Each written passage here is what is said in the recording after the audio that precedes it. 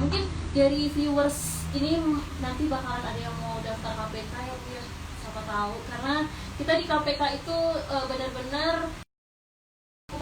atas suruhan dari KPK atau Bu Rini sendiri, tapi karena atas kemanusiaan kita, jadi saling bantu-membantu di dalamnya. Nah, menurut Bu Rini selama masa pandemi cukup sulit nggak sih menurut Bu Rini sendiri sebagai survivor cancer? Sangat sulit. Itu dampaknya gini nih ya, karena kan contoh saya ini kan harus kontrol ya, harus kontrol bolak-balik ke rumah sakit itu, ada keluhan sedikit pun sebenarnya saya harus ke rumah sakit, tapi karena saya parno duluan, karena gini, orang kanker itu belum ada corona aja dia imunnya memang sudah rendah gitu loh, imunnya memang udah gak bagus. Nah, dengan adanya COVID gini, terus kita mesti kayak rapid gitu. Nah, setahu saya ini, maaf ya kalau salah, setahu saya rapid itu kan untuk mengecek imun kita ya. Nah, pas ketika saya lagi ngedrop, terus saya harus dirapid, hasil rapidnya aktif, padahal itu bukan karena corona atau COVID gitu, tapi karena hasilnya nggak baik, nanti dikira yang kayak gitu ya. Nah, jadi kadang-kadang nggak berani ke rumah sakit, itu aja sih yang bikin kendala, bikin kita itu benar-benar yang akhirnya nggak berani untuk melanjutkan pengobatan.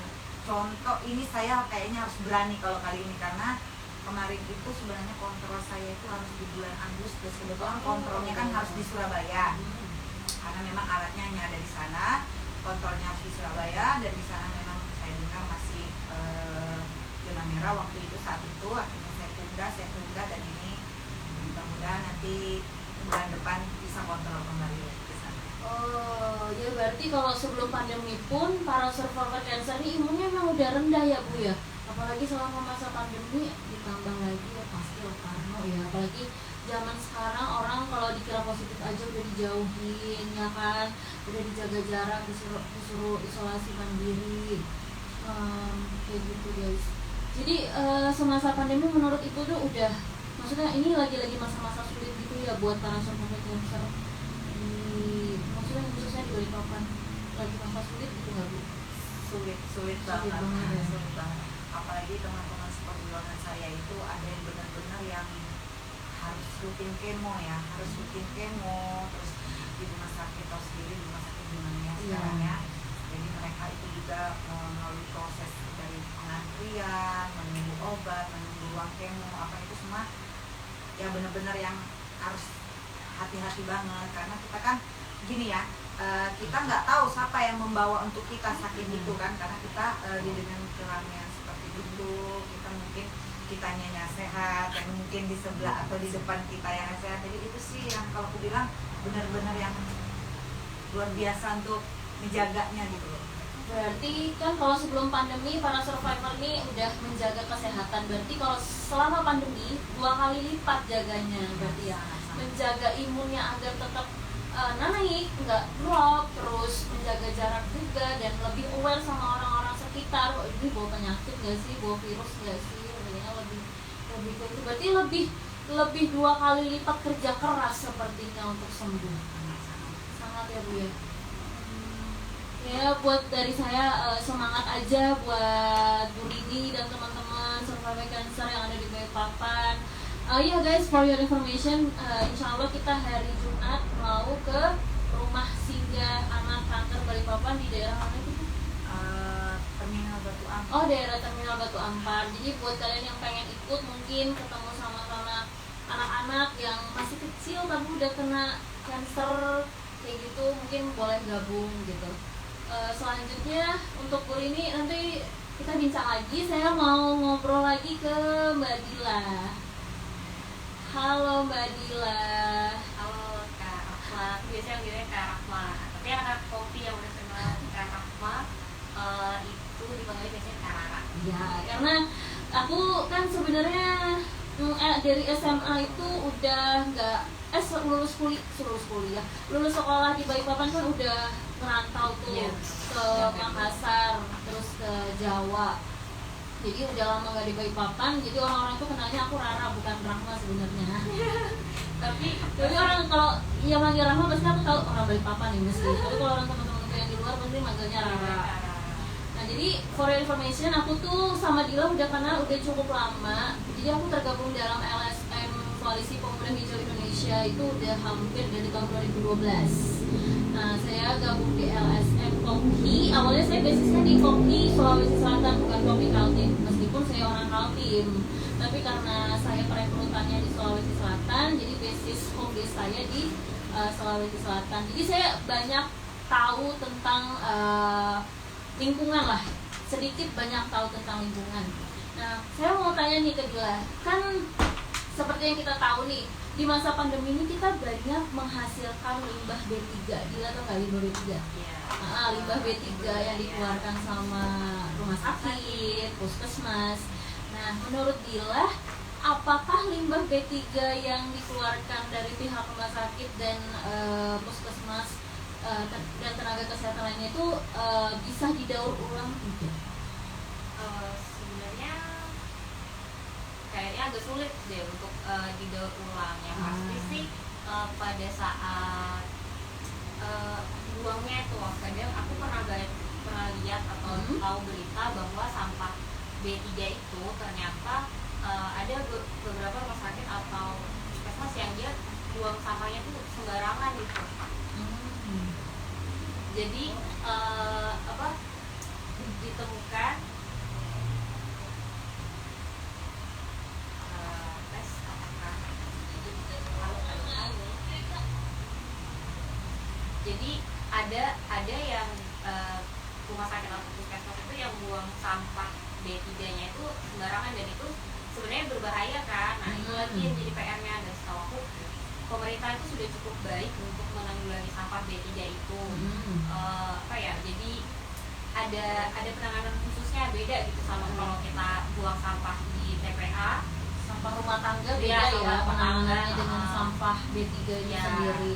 Ya, karena sependek pengetahuan saya, kalau sampah B3 itu dia ada treatment khusus. Misal dia ada tong sampah, terus alat-alatnya itu yang habis dipakai langsung dibakar. Biasanya kayak gitu. Cara ngambilnya pun nggak bisa sembarangan orang gitu kan. Harus ada misalnya dia pakai sarung tangan dan tubuhnya pun terlindungi, pakai APD gitu. Maksudnya supaya itu tuh nggak berbahaya buat yang ngambil sampah juga kan. Itu udah kayak pokoknya tingkat bahaya.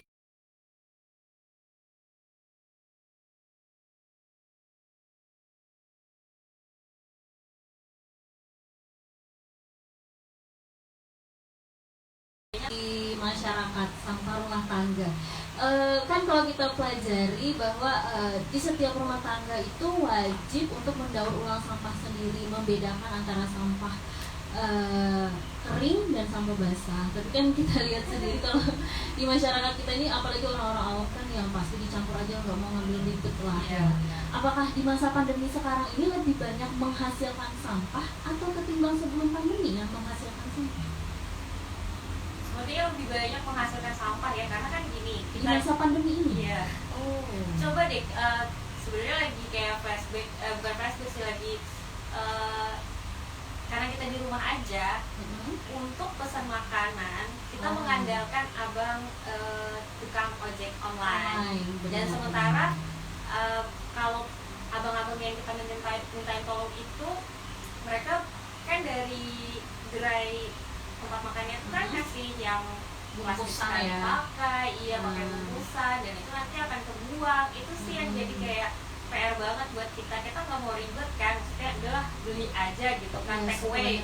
Indonesia itu ya gue mau ribet, nggak mau ribet, jadi beli, pesan, ya udah yang datang udah sama-sama plastik gitu kan, terus akhirnya kebuang, nggak kepake lagi. Mungkin bisa disiasatin walaupun kita mageria di rumah, tapi ada sometimes kita perlu keluar, lapar nih, beli makan, gimana caranya supaya ngurangin sampah. Ya udah, bawa tempat makan, bawa botol minum sendiri dari rumah gitu kan. Ini aku mau beli kopi, isi aja di botol minum aku gitu. Tapi beda rasanya kalau misalnya kita bawa kayak gini ya, ternyata perlu diisi kopi, kayak taste-nya buat ngerasain kopi kayak beda ya.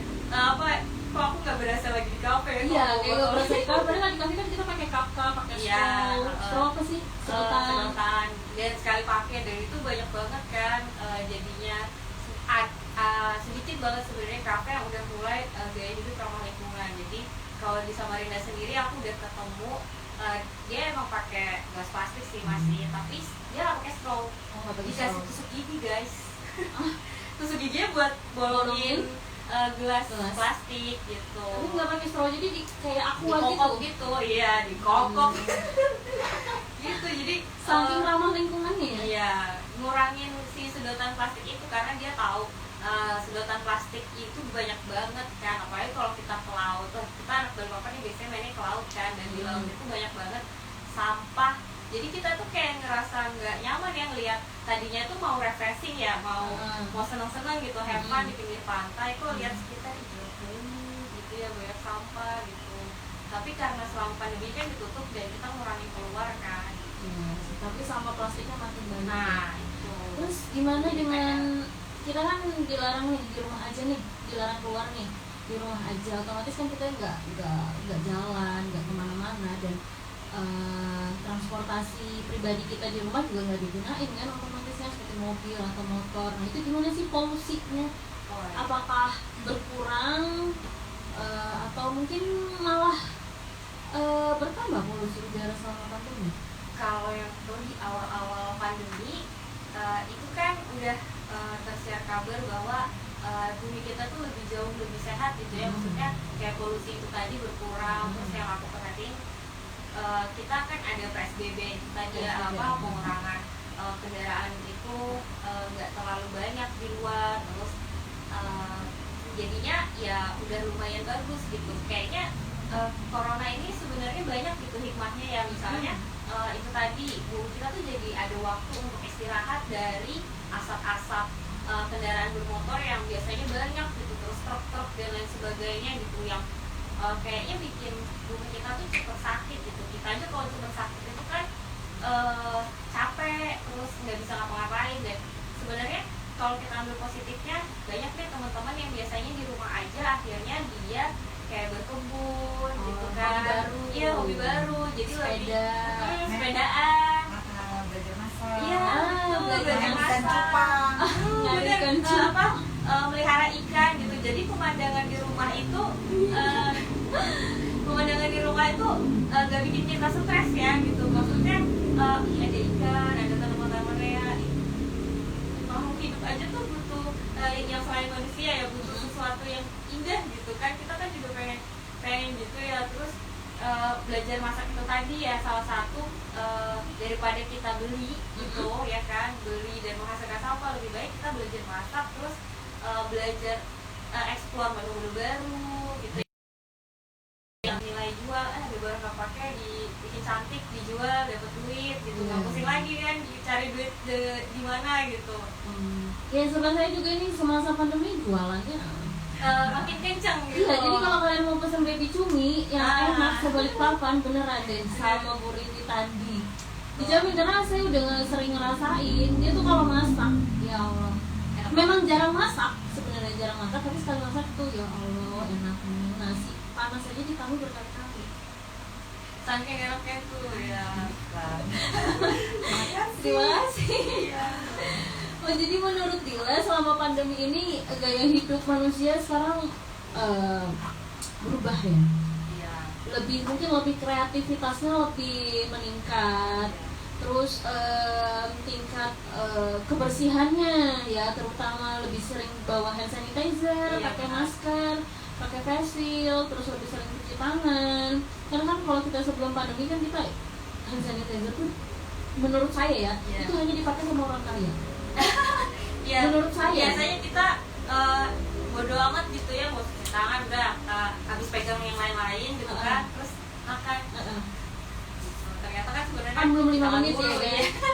Ternyata cuci tangan dulu gitu, terus hand sanitizer kan udah orang-orang semua udah pada punya gitu loh, wajib pakai, wajib bawa. Masker pun kalau sebelum pandemi itu, kalau aku jujur pribadi pakai masker itu karena takut panas doang, takut hitam. Tapi sekarang karena takut virus. Dan kalau pakai face shield itu ya zaman dulu waktu sebelum pandemi nggak ada face shield, baru-baru aja udah face shield ya kan. Berarti secara otomatis gaya hidup manusia selama pandemi ini berubah sih menurut aku. menuntut kita untuk tetap hidup hidup sehat dan Ya, bahagia ya. tentunya, karena imun kita harus tetap ini. Tadi ingat pesannya dari Bu Rini ya, yang survivor cancer aja kerja keras 2 kali buat bahagia, apalagi kita yang belum belum masih sehat lah walafiat, ini harus tetap juga menjaga lingkungan. Bagaimana dengan teman-teman kita yang lagi survivor cancer? Jadi buat teman-teman di luar sana, jangan lupa tetap jaga jarak utama, terus rajin-rajin cuci tangan. Kalau habis dari luar itu wajib ganti baju, terus cuci tangannya, cuci kakinya, kalau perlu mandi. Nah, terus selalu gunakan masker, jangan mentang-mentang oh ini temen iniku aja, teman kantorku ini ya nih. Ya harus tetap juga sih pakai masker. Yang penting yang utama sih sebenarnya jaga jarak dan jaga imun untuk kita bahagia. Mungkin ada pesan dari Bu Rini tentang buat teman-teman kita di luar sana bagaimana menghadapi masa sulit di pandemi ini. Pesan dari saya buat semua teman-teman, adik-adik, siapapun yang nonton ataupun yang lihat acara ini, pertama sih memang hikmah dibalik dari pandemi ini sebenarnya banyak sekali buat saya ya, buat saya dan mungkin juga buat teman-teman semua. Pertama, kita itu benar-benar kita dibilang disuruh di rumah itu bosan. Ya benar, saya pun juga bosan, apalagi saya kan orang yang nggak pernah diam dan selalu aktif gitu ya. Yang saya ambil sisi baiknya, kebersamaan bersama keluarga itu lebih erat karena anak-anak nggak sekolah, dan juga kitanya juga nggak boleh kemana-mana. Saya sendiri pun kalau yang namanya ke pasar itu suatu kebutuhan ya, itu nggak bisa ditunda ya, itu pasti harus. Itu tuh yang udah berusaha mau nyari yang jam-jam sepi, nggak mungkin dong, namanya pasar ya kan. Itu tetap saya, gimana ini mau belanja, nggak belanja, nggak makan, tetap nekat gitu ya, tapi tetap ya harus jaga jarak, jangan lupa bawa hand sanitizer, sudah gitu yang masker juga jangan pernah dilepas. Dan satu lagi yang tadinya saya jarang mandi jadi rajin mandi. Saya sih lebih ke dulu ya, dulu tuh mau jalan tuh mandi dulu ya baru jalan. Kalau sekarang mah saya jalan aja dulu baru mandi, karena pulang mandi lagi gitu ya kan. Terus mandi cuci tangan, pokoknya itu aja lah pokoknya. Terus tetap semangat makan buah-buahan, jangan lupa. Terus apa ya jangan pernah menutup diri lah. Soalnya gini, saya aja yang sakit ceria, masa kamu yang sehat dan bisa ceria? Sarangi. Tetap sarangi. Soalnya nonton anak muda semua ini.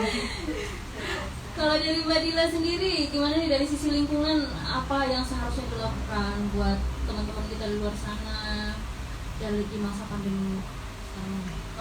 Sebenarnya banyak sih tren-tren zaman sekarang yang lagi digemari, kayak gaya hidup ramah lingkungan itu tren kan udah mulai rame ya. Sebenarnya plastik itu udah gak zaman buat anak muda, jadi baunya tuh yang stainless atau yang bambu gitu.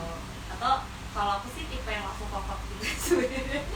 Langsung aja, gak usah so cantik kok. Wah, harus ada image sih bener. Iya sih, gak usah sih. Terus ya ini sih botol minum sendiri. Terus misalnya teman-teman yang emang perlu belanja, jangan lupa bawa ini yang juga sendiri, reusable bag sendiri, something bag. Aku jadi keinget masa-masaku S1 tuh selalu kayak gini, bawa goodie bag kemana-mana, bawa tumbler kemana-mana, karena menjaga image. Kalau aku tuh anak lingkungan, jadi ini lepas itu ada apa? Oh iya, sama maskernya kalau bisa sih untuk ngurangin sampah limbah, bawa masker kain gitu, jadi bisa dicuci lagi gitu. Tapi bukannya masker kain dan scuba sekarang nggak dibolehin ya? Karena 1 lapis, 2 lapis kalau harus 2 lapis, berarti ingat itu guys. Jadi kalau boleh pakai masker kain, tapi masker yang 2 lapis lebih, jangan pakai yang scuba. Ini apa sih? Goodie bag. Oh, ini yang dari Semesta. Iya, ini dari Semesta kemarin sih karena ikut giveaway-nya Semesta. Ada tangan di Semesta. Ya lucu kan, maksudnya goodie bag kayak gini yang mudah dibawa, bisa dilipet, masuk tas tuh nggak ribet, biar nggak lupa gitu. Tapi Balikpapan emang sekarang udah nggak pakai ini udah sih. Nggak pakai Kompe sih kalau ini kan. Iya, orang Balikpapan nggak pakai pakai kompe. Jadi 2018. ya mau udah mau kita tetap harus bawa goodie bag kemana-mana. Mungkin ada lagi, Dila? kalau lupa ya berarti belanjanya bawa kardus gitu. Berarti Kalau yang kecil-kecil jangan malu untuk tolak bule, aku nggak pakai plastik. bule. Aduh, beli sayur gitu kan sama botol minum ini ya. Itu sih PR-nya. Selain itu ya ini gaya hidup minimalis. Jadi jangan terlalu banyak beli baju tapi nggak dipakai, say. Keluar duit banyak tapi kebuang sia-sia. Sementara ya biasanya PR cewek gitu emang, maksudnya belanja apa aja dilihat ih lucu beli gitu. Di lemari tuh banyak gitu, tapi sementara pusing mau pakai yang mana. yang dipakai itu yang itu lagi cuci pakai gitu. Itu sih PR-nya, jadi kurangin belanja yang tidak kepakai gitu. Oh iya. Gitu aja. Mungkin udah selesai Dila. Udah. Mungkin udah. Why you are so loving? Kenapa ketawa? Oke, mungkin sekian talk show kita hari ini. Terima kasih buat kedua narasumberku tercinta, Ibu Ketuaku di KPK, bukan pemberantas korupsi ya, tapi peduli kanker, dan temanku sejawat di Koalisi Pemuda Hijau Indonesia Kalimantan Timur. Terima kasih buat teman-teman yang udah menyaksikan talk show malam ini. Sekian dan terima kasih, sampai ketemu di talk show selanjutnya. Salam Lestari. Lestari. Betulnya siapa 10 menit? Jadi sudah tahu mulai bisa. Ini apa ini lah Bir? Aduh aku diingetin. Itu Pak, itu chargernya tuh enggak, kabelnya kecil ya ternyata nih ya. Kayaknya banyak yang nonton tuh, tapi nontonnya 1, 2, 1, 2. Iya. Ih, banyak banget. Nggak ngerti. Cupe, Sapar, Titin. Oh, Dem Bandung nonton. Iya kecil banget tuh. Oh iya. Oh, ini charger iPhone siapa? Ya kamu lah. Anu telingaku mana tadi? Apa? Anu telingaku. Ini. Oh lain ini charger. Ya. Ada. Ini Rwanda. Karama keren. Tante. Ini nggak di. Farul nonton dong. Karama keren, Hartono, Gilar, Asdar. Semangat macam ungkut kakak. Minta tanda tangan kakak. Jul nonton loh. Iya kah? Iya. Sudah dikasih tahu. Ada